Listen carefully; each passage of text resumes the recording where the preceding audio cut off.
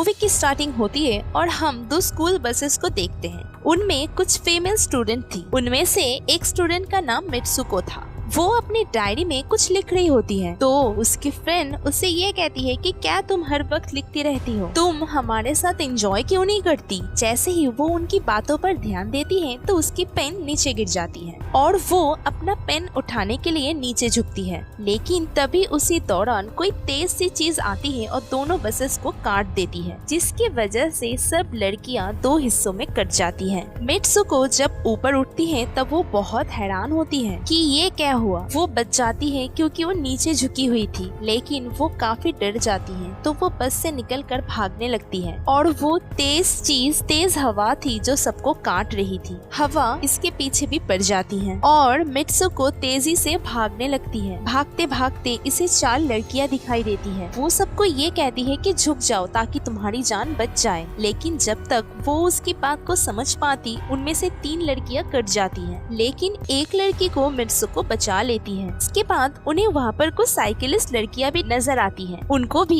ये बचाने की कोशिश करती है, लेकिन इससे पहले वो उनको बचा पाती हवा उनको भी काट देती है और इसी दौरान वो लड़की भी मारी जाती है। मित्सुको बहुत डर जाती है और डर के मारे इधर उधर भागने लगती है। इसके बाद वो एक नदी के किनारे पहुँच जाती है। वहाँ पर जाकर वो अपना मुंह हाथ धोने लगती है क्योंकि उस पर बहुत खून लगा हुआ था।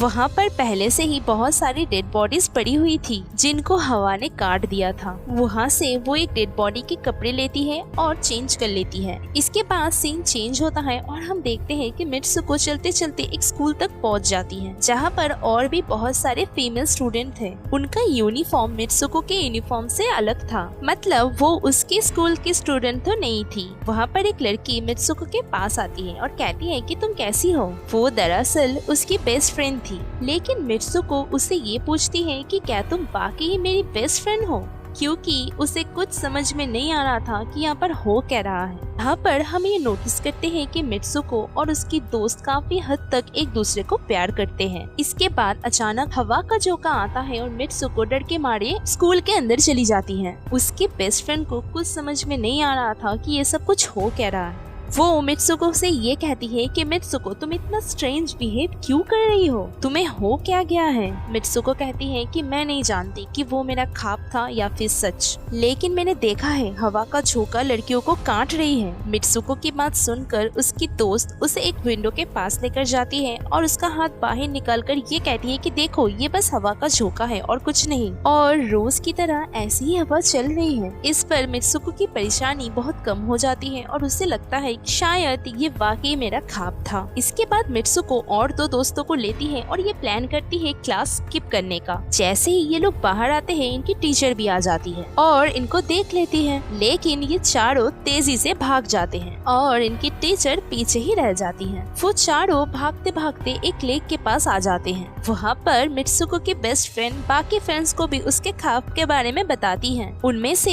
एक फ्रेंड भाग जाती है और कहती है कि हो सकता है कि ये सच हो, जैसे मिरर वर्ल्ड होती है और वहाँ पर सब कुछ इस दुनिया से ऑपोजिट होता है। और वो कहते ही लेक में एक पत्थर फेंकती है और कहती है कि देखो या तो मैंने पत्थर फेंका है, लेकिन दूसरी दुनिया में हो सकता है कि मैंने पत्थर नहीं फेंका। इसके बाद अचानक से हम देखते हैं कि एक लड़की को एक मगरमच्छ खा लेता है। इसके बाद वो लड़की ये कहती है कि देखो मैंने कहा था ना कि इस दुनिया में जो होता है वो उस दुनिया में नहीं हो रहा, और जो उस दुनिया में हो रहा है वो इस दुनिया में नहीं हो सकता, तो इसको भी उस दुनिया में मगरमच्छ ने खाया है। और यहाँ पर देखो ये बिल्कुल सेफ है और ये सिर्फ हमारा ख्याल था। उसी लेक के पास हमें एक बेड यानी कि बिस्तर लगाया हुआ दिखाया जाता है। वो चारों लड़कियाँ वहाँ से पिलो उठाकर एक दूसरे पर मारने लगती हैं। इसके बाद हमें दिखाया जाता है कि दूर खड़ी हुई 2 लड़कियाँ इन्हें देख रही होती हैं। उनमें से एक ब्राइड बनी हुई होती है और इनफैक्ट उन दोनों ने आपस में ही शादी कर ली होती है। इसके बाद उनमें से एक ये कहती है कि हमें कुछ ऐसा करना होगा जो उस दुनिया में इम्पॉसिबल है, क्योंकि हमारी किस्मत तो लिखी जा चुकी है और हम ही इसको बदल सकते हैं। इसके बाद ये लोग वापस आ जाते हैं और नेक्स्ट लेक्चर लेने के लिए क्लास में चले जाते हैं। लेक्चर को अटेंड करते हुए मित्सुको को नीचे एक तकिया पड़ा हुआ नजर आता है।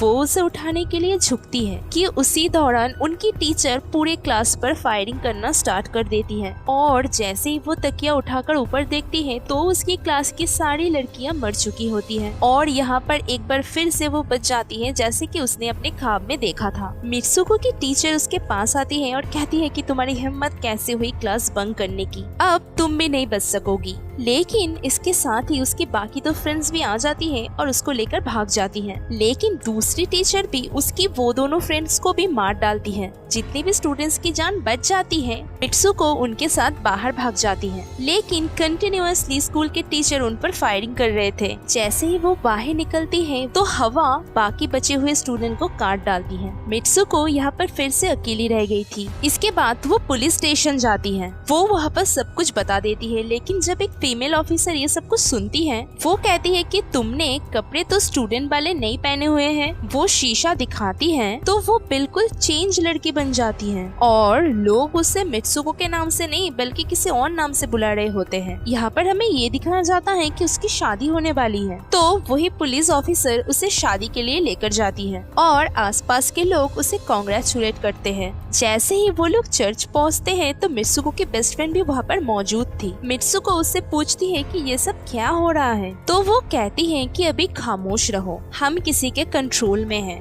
और जैसा मैं कहूँ तुम वैसा ही करो। और ये सब कुछ कहते ही वो उसे उसका वेडिंग ड्रेस पहनाती है और कहती है कि आज से चली जाओ। वो अपनी वेडिंग सेरेमनी के लिए आगे बढ़ती है तो सारी लड़कियां उसका मजाक उड़ाने लगती हैं। तो उसकी बेस्ट फ्रेंड एक एक करके सबको मारने लगती है, लेकिन फिर भी वो सब लड़कियां उसे बुली करना नहीं छोड़ती। जैसे ही वो आगे बढ़ती है तो उसकी ग्रूम की जगह एक बॉक्स पड़ा हुआ था। जैसे ही वो बॉक्स खुलता है तो उससे एक खौफनाक पिग बाहर आता है। मित्सुको उसे देखकर डर जाती है और एक टूटी हुई बोतल से उस पर अटैक कर देती है। इसके बाद मित्सुको और उसके फ्रेंड चर्च से भागते हुए बाहर आ जाते हैं। यहाँ पर भी दो लड़कियां इन्हें रोकने की कोशिश करती हैं, लेकिन मित्सुको की फ्रेंड उन्हें भी मार डालती है। मित्सुको दूसरी साइड पर आ जाती है। चलते चलते जब वो खुद को एक मिरर में देखती है तब वो फिर से एक डिफरेंट गर्ल में कन्वर्ट हो जाती है और वहाँ पर रेस हो रही होती है। फिर से दो लड़कियां इसके पास आती है और कहती है कि तुम तो बहुत अच्छी रेसर हो और किसी और नाम से भी उसे बुला रही होती है। इसके बाद वो उससे ये भी कहती है कि तुम भाग क्यों नहीं रही हो। इसके बाद मित्सुको जब भागती है तब वो खुद में भागने की एनर्जी फील करती है।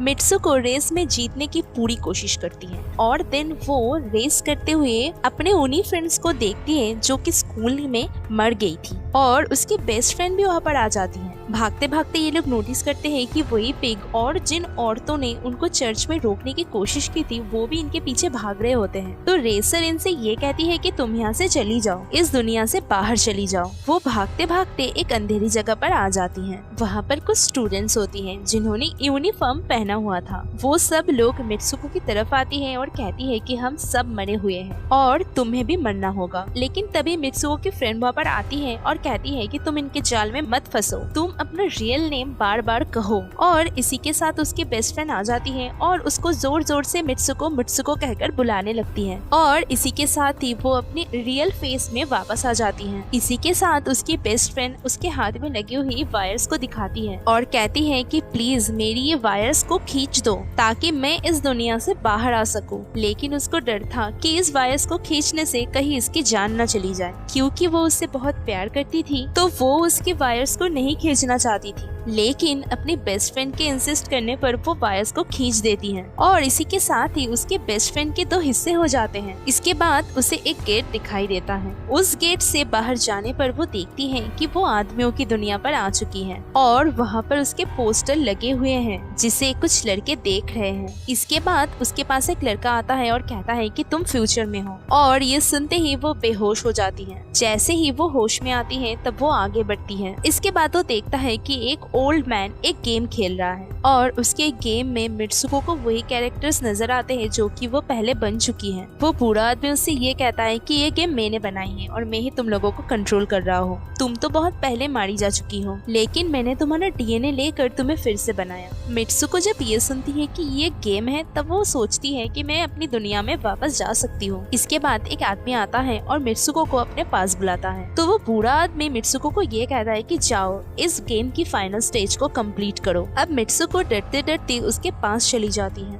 इसके साथ ही उसे अपनी दोस्त की कही हुई बात याद आ जाती है कि अगर हम इस दुनिया में कुछ ऐसा करेंगे जो कि उस दुनिया में इम्पॉसिबल हो तो हम उस गेम से बाहर आ सकेंगे। और इसी के साथ ही वो उस आदमी का गला दबा देती है और कहती है कि बस करो, अब हमारे साथ खेलना। इसके बाद वो उस ओल्ड मैन की छड़ी को उठाती है और अपने पेट में दे मारती है, जिसकी वजह से उसकी डेथ हो जाती है। वो बूढ़ा आदमी ये सोच भी नहीं सकता था कि मित्सुको ऐसा कर सकती है और इसी के साथ ही उसकी डेस्टिनी चेंज हो जाती है। वो इस दुनिया में यानी कि गेम में तो मर चुकी थी, लेकिन रियल वर्ल्ड में वो अभी भी जिंदा थी। फिर हम ये भी देखते हैं कि मित्सुको के बाकी कैरेक्टर्स भी किसी न किसी तरीके से खुद को मार रहे हैं। अब वो सबके सब उस गेम का पार्ट नहीं रहते। इसके बाद हम मित्सुको को देखते हैं जो कि एक बहुत बड़ी फ्रॉस्टी प्लेस में लेटी हुई रहती है और अब वो असली दुनिया में आ चुकी थी और सब कुछ खत्म हो चुका था। यहाँ पर वो बिल्कुल सेफ थी और इसी के साथ ही ये मूवी एंड हो जाती है। तो आज के वीडियो में बस इतना ही। मिलते हैं नेक्स्ट वीडियो में, तब तक के लिए bye. Keep smiling and be healthy.